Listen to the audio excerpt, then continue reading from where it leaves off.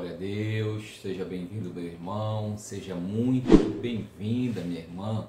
Estamos aqui para ministrar mais uma lição da revista da Escola Bíblica Dominical, 1ª e 2ª Samuel, melhor obedecer do que sacrificar. E já estamos na nossa 12ª lição, penúltima lição desta revista, cujo tema é a revolta de Absalão. E o seu texto áureo diz: também Absalão mandou vir Aitofel, ou Gilonita, do conselho de Davi, da sua cidade de Giló. Enquanto ele oferecia os sacrifícios, tornou-se poderosa a conspiração e crescia em número o povo que tomava o partido de Absalão. Está lá em 2 Samuel, no capítulo 15, versículo 12. E a verdade prática vai dizer que rebelião nunca vem de Deus. Ela é inspirada no inferno, pois divide e enfraquece o povo de Deus. A lição de hoje está dividida em 3 unidades. A primeira unidade vamos falar a respeito de quem é Absalão. A segunda, o perigo da rebelião. E a terceira unidade vai falar das lições de Absalão. A revista também tem 3 objetivos que temos que alcançar ao longo da ministração. O primeiro objetivo é precaver-se do perigo da rebelião. Segundo, compreender a razão de Deus abominar a rebelião. E o terceiro objetivo, servir com alegria onde Deus nos colocar.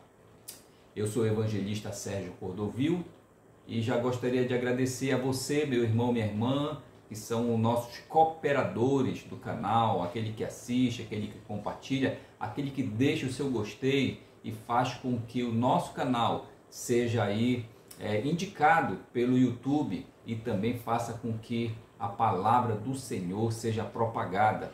E você, meu irmão, que ainda não é inscrito no canal, você, minha irmã, que já passou por aqui várias vezes, nos assistiu e ainda não se inscreveu, inscreva-se no nosso canal, compartilha, deixa seu gostei para que também possa cooperar com o nosso canal.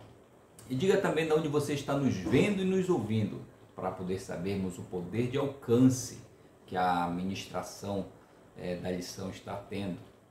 A introdução da revista ela vai falar a respeito da história de Absalão e está dizendo aqui que a história vai do capítulo 13 até o capítulo 18 do livro de 2 Samuel. É uma história trágica, uma história lamentável, onde vai mostrar Absalão, filho de Davi, que está ali em meio à vida de poder, circulando em volta aí da origem de todo esse poder ali do reino, de Israel, e ele estava ali conspirando, tentando usurpar o trono, o poder, a coroa do rei e do seu próprio pai Davi. Mas a gente vai observar que tudo isso que vai acontecer com relação à casa de Davi, aonde estava ali na intimidade de Davi, era tudo aquilo que Deus havia falado para Davi, quando Davi comete o grande pecado dele, ou um dos grandes pecados dele ali, a traição com Betseba, e ali ele tramando a morte de seu esposo Urias. Então Deus havia ali falado para Davi que a espada não sairia da casa de Davi, e ali dentro da sua própria casa iria acontecer coisas terríveis. Tudo isso referente às consequências desses atos pecaminosos que Davi havia cometido. Porque uma coisa é certa, Deus ele perdoa os nossos pecados quando nós chegamos a Ele com arrependimento e pedimos esse perdão. Deus ele está pronto para nos perdoar, mas esses pecados, as consequências dos pecados, nós teremos que carregar. E Davi estava carregando as consequências agora dos pecados cometidos ali atrás. A primeira unidade vai falar de quem foi Absalão, vai falar algumas características desse príncipe, desse herdeiro do trono de Israel, filho de Davi. Número 1 vai dizer assim: coração vingativo, fazendo referência ao versículo 22, capítulo 13 de 2 Samuel, que diz assim: Porém, Absalão não falou com Amnon, nem mal nem bem, porque odiava a Amnon, por ter este forçado a Tamar, sua irmã. Então vai dizer aqui que Absalão ele tinha um coração vingativo, mas também o fato que vamos narrar aqui é um fato horrível, horrendo. O primogênito de Davi, Davi havia tido vários filhos com várias mulheres diferentes, e Amnon era o primogênito de Davi, e ele ficou apaixonado por uma das suas meias-irmãs, Tamar. E ele não sendo correspondido a essa paixão, ele tentando um relacionamento com ela e não tendo êxito, agora ele vai e a estupra. E Absalão, que era realmente irmão de Tamar, por parte de Davi, também por parte da sua mãe, ele fica muito revoltado pelo acontecimento, e ele corta relações com Amnon agora. Mas o que traz mais revolta a Absalão é que Davi se mostra muito omisso, não toma providência, não chama Amnon, seu primogênito, para repreendê-lo e nem tomar nenhuma providência punitiva quanto a isso. Então isso traz uma revolta muito grande no coração de Absalão. Vamos observar que Davi é o homem segundo o coração de Deus, mas quando se trata de família, quando se trata de chefe de família, quando se trata de ser pai, Davi deixou muito a desejar. Era um homem muito omisso, muito ausente, não acompanhava o crescimento dos filhos e nem dava o exemplo necessário para que viessem crescer como homens de caráter. E quanto a essa amargura, esse rancor, esse ódio no coração de Absalão agora, essa amargura é algo que vai corroendo o coração por dentro e não chega a fazer nenhum bem ao coração dessa pessoa. Mas o perdão, só o perdão pode mudar uma situação dessa. Só o perdão, ele é libertador. Ele não vai mudar aquela pessoa que ofendeu, mas ele liberta essa amargura do coração, esse rancor de quem foi ofendido. Ele liberta e faz com que a pessoa fique leve novamente. Número 2 da primeira unidade vai falar a respeito da difícil relação com seu pai. Então Salomão ele tinha um difícil relacionamento com Davi. E fazendo referência ao versículo 38, capítulo 13, que vai dizer assim: assim Absalão fugiu, indo para Gesur, onde esteve 3 anos. Então o relacionamento de Salomão com Davi não era um dos melhores, mas isso também não vai justificar os erros de Salomão e muito menos os erros de Davi. Vamos observar que a dificuldade de Davi conduzir o seu lar, a dificuldade de Davi em lidar com seus filhos, ele é muito aparente. Isso está relatado na Bíblia, nas passagens bíblicas. A gente vai ver que onde estava Davi quando esses seus filhos estavam crescendo, estavam numa fase aonde ele poderia usar de correção, aonde ele poderia usar de conselhos, aonde ele poderia usar de técnicas, estratégias para poder corrigir e colocar essas crianças no caminho certo. Onde estava Davi? Com certeza estava muito ocupado com os assuntos do reino, em reuniões, com estratégias de guerras e até mesmo ali em colocar o reino sempre expandindo as suas fronteiras, coisas que Davi fazia com muito esmero, fazia assim com muita perfeição, era realmente um estrategista. Mas a gente vai observar que nenhum sucesso justifica o fracasso de uma família, nenhum sucesso justifica o fracasso de um lar. E ali, com relação a conduzir o lar, conduzir os filhos, Davi foi muito omisso, foi muito ausente. Devemos considerar também que ser pai é uma tarefa sublime, mas também uma tarefa muito árdua, muito difícil, porque filho ele não vem com manual de instrução e nem o pai nem a mãe pode dizer agora que é um expert ou sabe tudo a respeito de como criar e como conduzir o filho. Não.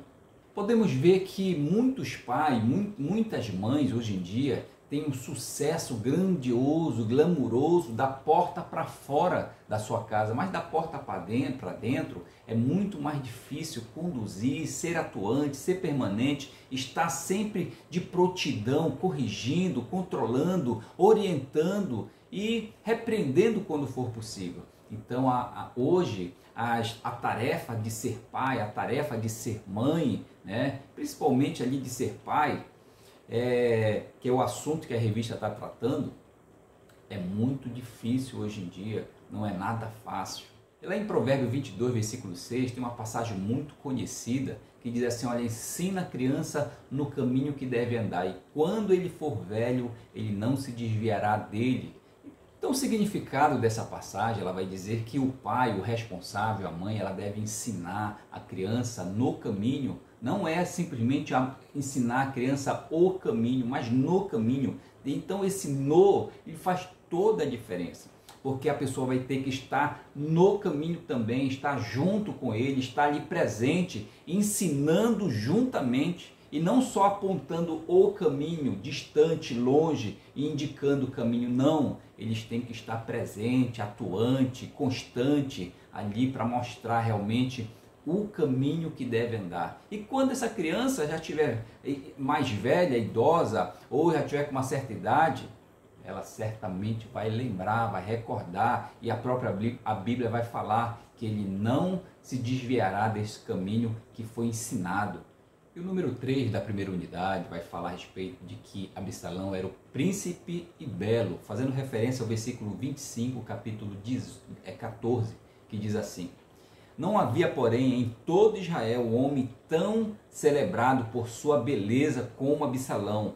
Da planta do pé ao alto da cabeça não havia nele defeito algum. Então Absalão, ele tinha um nome, esse nome significava pai da paz, né? Ele era dotado de uma aparência, uma beleza descomunal. A Bíblia vai dizer que não tinha ninguém, nenhum outro homem que se comparasse com a beleza que Absalão tinha da planta do pé até a ponta da cabeça.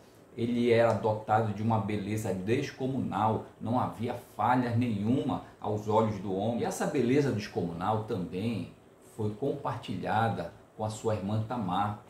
Absalão era filho de Davi, também tinha uma realeza por parte da mãe, porque Davi havia casado, né, havia pego como esposa uma filha de um rei. Era muito comum na época fazer esses enlaces políticos para poder aproximar os reinos, e ali Davi fazia muito isso, estendia suas fronteiras, fazia tratados de paz e com isso promovia esses atos, esses enlaces. Então ele tem uma das filhas de um rei na vizinhança como sua esposa e teve Absalão e Tamar como filhos.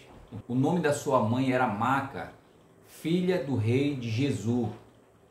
Absalão, dotado de uma beleza descomunal e como príncipe, ele tinha grande riqueza e ele era um jovem sonhador e com muita energia. E a gente vai ver posteriormente que ele também era dotado de uma sabedoria, uma inteligência muito grande, a ponto de articular, a ponto de envolver pessoas, a ponto de convencer pessoas e conseguir objetivos políticos. Tinha um grande potencial de ser um grande líder, de ser um grande governador, até mesmo de ser um grande rei, porque ele tinha um poder de articulação, coisas muito importantes para um líder.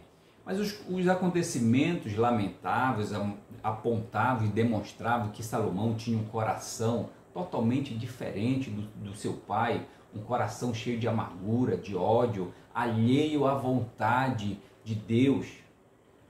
A segunda unidade vai falar a respeito do perigo da rebelião, né? Absalão, com um coração muito amargurado, ele começa agora com rebeldia e tenta fazer uma rebelião para ali tentar usurpar o trono de seu pai, o rei Davi.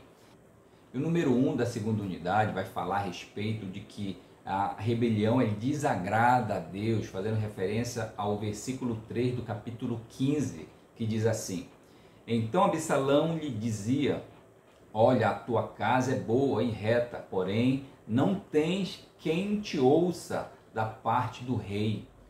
As Escrituras deixam claras que Deus não se agrada com as rebeliões. Ele faz referência aí ao capítulo 15, do versículo 22 e 23 de 1 Samuel, que vai confirmar isso. E a gente vai ver que Absalão, ele faz essa conspiração, ele faz essa rebelião, tentando usurpar o trono do rei. A gente vai observar que na época Saul perseguia Davi, achando que Davi queria usurpar o seu trono. Mas Davi, ele nunca teve essa intenção, nunca teve esse interesse, apesar de ter sido ungido rei lá atrás, nunca passou pela cabeça de Davi usurpar o trono de Saul. E Saul achava que Davi queria fazer isso. Mas agora vamos ver que Absalão se demonstra justamente esse homem, essa pessoa que quer usurpar o trono do seu próprio pai. E a Bíblia vai dizer que a rebeldia, a rebelião não agrada a Deus. E por não agradar a Deus, Deus agora não abençoa os rebeldes ou aqueles que estão ali em meio à rebelião. E em função disso, agora eles se lançam por um caminho de mentira e engano. Então é isso que Absalão tenta realizar, tenta se promover através de falsidade e muita bajulação. Ele procura agora mostrar a sua imagem, uma imagem melhor do que a imagem do seu pai, achando que ele era melhor para a função, para o cargo de rei, em detrimento agora do seu pai. Ele agora faz a sua candidatura, ele faz ali do palácio, das portas do palácio, o seu palanque e começa agora a se autoproclamar ali como o melhor para o cargo, em detrimento ali, falando mal, apontando, mostrando ali o lado negativo do seu pai, o rei de Israel. Ele agia como um verdadeiro político populista, mas ele não tinha nenhuma das boas intenções para com esse povo. O número 2 da segunda unidade vai falar a respeito de usa as pessoas, fazendo referência ao versículo 11, capítulo 15, que vai dizer assim, de Jerusalém foram com Absalão 200 homens convidados, porém iam na sua simplicidade, porque nada sabiam daquele negócio. Então a gente vai observar que Absalão agora ele tem um grande poder de persuasão, de articulação, ele consegue mobilizar uma grande quantidade de homens. Aqui a palavra vai dizer que 200 homens, mas homens simples que não entendiam, nem sabiam o que estava sendo promovido ali, mas Absalão, como um bom estrategista, como um bom articulador, está fazendo agora o uso desse povo, o uso dessa massa, usando esses homens como massa de manobra para poder conquistar, usurpar o trono de seu pai. E a revista vai comentando, dizendo que os impostores, ele não amam as pessoas, mas eles só usam a elas.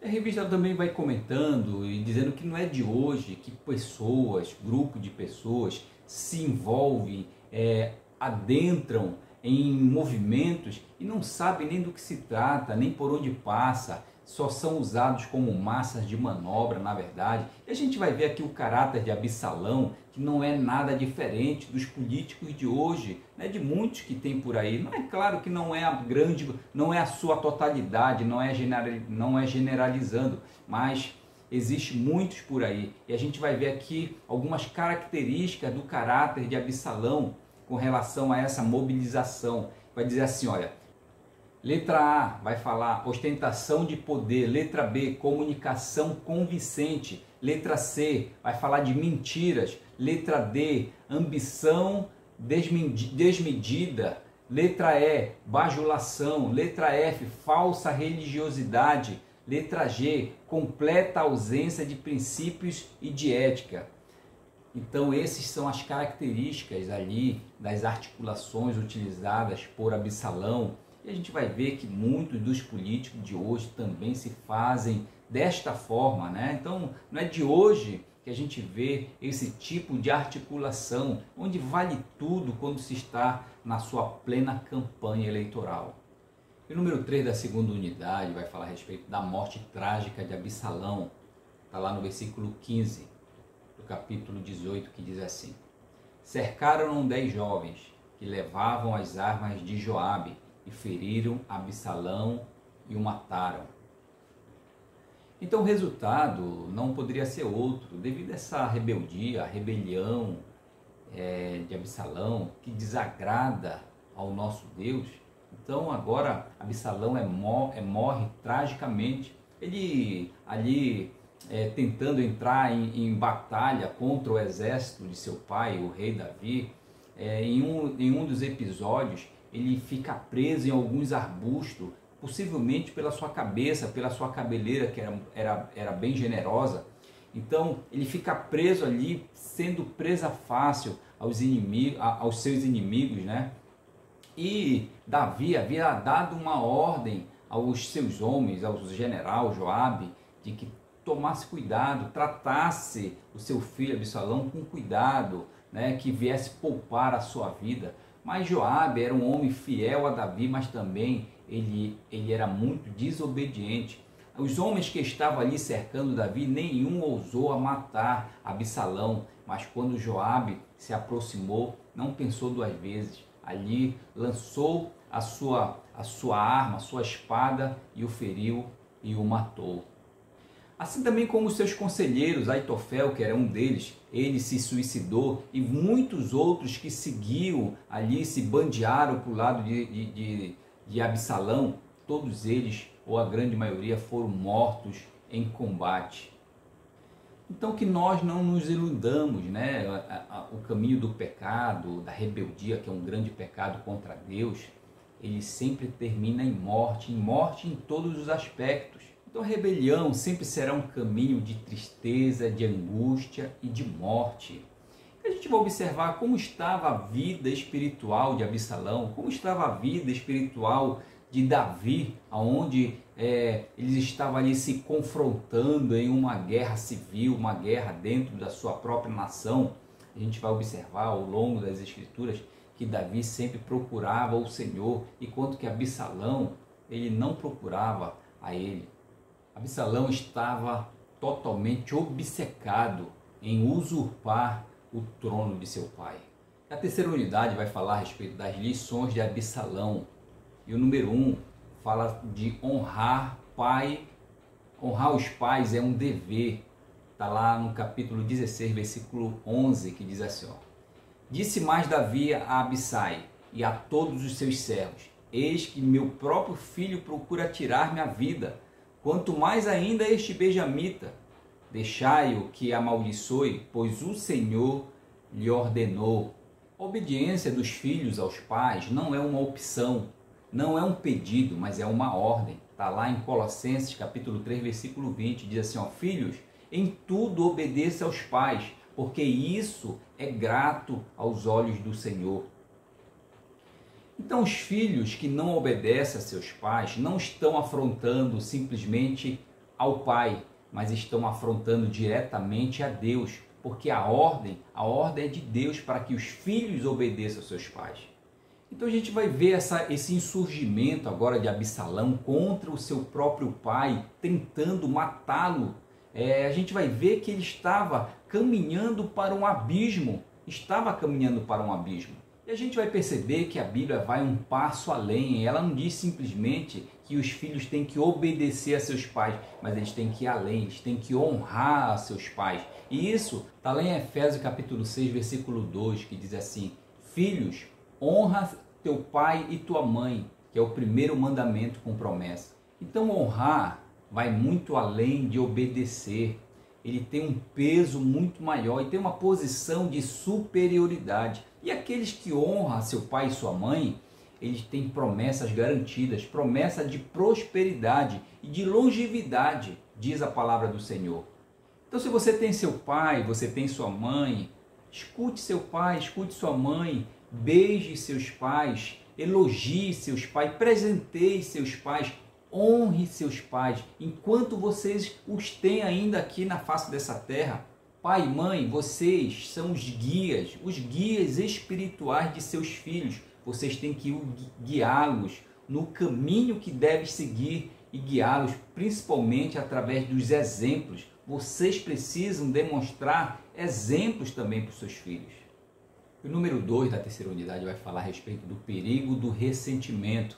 Está lá no capítulo 16, versículo 15, diz assim: Absalão, pois, e todo o povo, homens de Israel, vieram a Jerusalém, e com ele Aitofel. Então o comentarista da revista vai dizer que o ressentimento é um veneno para a alma, e as pessoas que estão ao lado ou que cercam essa pessoa, que tem essa amargura no coração, esse ressentimento, dificilmente vai escapar de ser atingida também por essas amarguras. É muito difícil conviver com uma pessoa que tem essa amargura no coração, porque ela logo vai contagiar as que estão ao seu redor. Quantas pessoas, assim como Absalão, não vivem com essa amargura, com esse rancor no coração? Quantos relacionamentos não foram estragados dentro do lar ou no âmbito social, dentro da igreja, por exemplo, estraga relacionamento em função desse ressentimento, dessa amargura que a pessoa insiste em carregar consigo? E o ressentimento é aquilo que a própria palavra já diz. Ressentimento, a pessoa vai ressentir, ela viveu alguma coisa ruim no passado e esse passado volta e ela vive novamente, ela ressente aquilo que viveu lá atrás, ela não consegue se libertar disso. Só o perdão consegue libertar de uma vez a pessoa dessa amargura, desse ressentimento. Então não podemos fugir desses ressentimentos, dessas amarguras. Precisamos tratar enquanto é tempo, antes que elas se tornem enraizadas, raízes profundas e tragam consequências muito danosas. E o número 3 da terceira unidade vai falar a respeito da ambição pelo trono. Está lá no versículo 26, capítulo 17, que vai dizer assim: Israel, pois, e Absalão acompanharam-se na terra de Gileade. E o comentarista da revista vai falar que uma pessoa não faz o que faz porque é a melhor a fazer. Não, ela faz o que faz porque Deus a colocou ali para fazer dessa forma. Por mais que haja outras pessoas que possam fazer até melhor, mas Deus colocou essa pessoa para fazer dessa forma ali. Então, Absalão, ele estava se achando superior, ele estava se achando melhor, ele estava achando que ele era o melhor para aquela função, para aquele cargo de rei. Por isso que ele queria usurpar, queria tomar o lugar do seu pai. Mas Davi era o rei não porque ele era a pessoa mais qualificada para o cargo, mas porque Deus havia colocado ele ali. Então, quando Absalão ele vai contra o seu pai, ele está indo também principalmente contra a vontade de Deus, porque Deus havia colocado Davi ali naquele lugar. E hoje em dia essa situação é mais comum do que pensamos, seja no âmbito de uma empresa, seja no âmbito de um relacionamento social, seja dentro até mesmo da igreja. Pessoas que ficam atacando seus líderes, minando os seus líderes, falando das falhas, dos defeitos e dizendo que poderia fazer muito melhor do que essas pessoas, mas esquecem que quem colocou elas ali simplesmente foi Deus. E quando essas pessoas se voltam contra os seus líderes, está se voltando contra a pessoa de Deus, contra aquele que os colocou ali naquele lugar. E esse foi o caminho tomado por Absalão. Mas o interessante é que a gente vai ver que toda divisão, toda rebelião, toda briga é para quem quer mandar, quem quer o poder. Ninguém briga, ninguém faz rebelião para servir, ninguém briga, ninguém faz rebelião para promover o bem-estar e servir as pessoas. E o nosso maior modelo de servo é o nosso Senhor Jesus Cristo. E lá no capítulo 10, do versículo 45 de Marcos, vai dizer que o Filho do Homem não veio para ser servido, mas ele veio para servir e dar a sua vida em resgate de muitos. Então, nós sabemos do modelo que é o nosso maior modelo. E não são poucos os descontentes que racham a igreja e saem e vão montar os seus próprios ministérios e vão ser pastores de si mesmo, comenta a revista. E o interessante, a revista traz esse comentário interessante, que quando Martinho Lutero, lá no início, quando ele ouve falar que os seus seguidores estão sendo chamados de luteranos, ele fala assim: mas quem é Lutero? Quem sou eu para ter o nome da igreja com o meu nome? Eu não passo de um saco cheio de vermes. Pensamento esse de uma pessoa que entendeu o verdadeiro cristianismo, o verdadeiro evangelho que deve ser pregado. E nós já chegamos na nossa aplicação pessoal, que diz assim: o caminho escolhido por Absalão não serve de exemplo para ninguém. Rebelião será sempre um caminho de tristeza, angústia e morte. Evite este caminho. Que o Senhor nos abençoe e nos guarde, que esteja com as suas mãos poderosas sobre as nossas vidas, nos protegendo e nos guardando.